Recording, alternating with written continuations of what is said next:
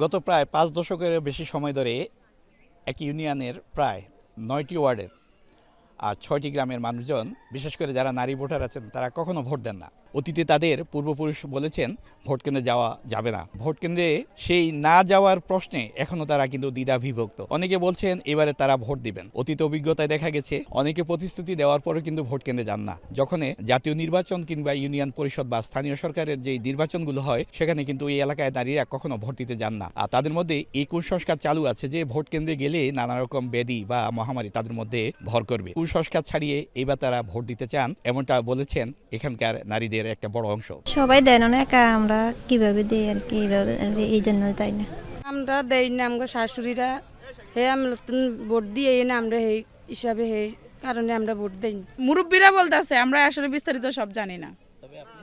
আমি ভোট দেব।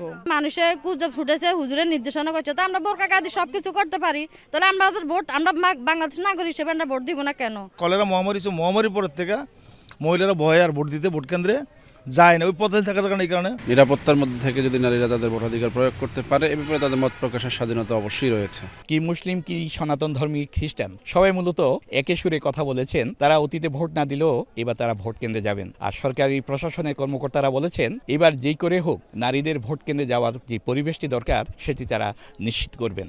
ডক্টর মোহাম্মদ ইউনুস মাননীয় প্রধান উপদেষ্টার নেতৃত্বে নির্বাচনের কাজে আলী রিয়াজ স্যার অলরেডি বিভিন্ন প্রোগ্রাম থ্রু করেছে। আমরা আগামী 15 তারিখে চট্টগ্রামের সকল জেলার উপজেলা থেকে আমরা যাব।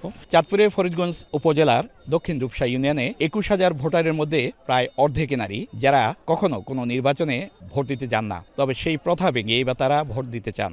ফারুক আহমদ, সময় সংবাদ, চাঁদপুর।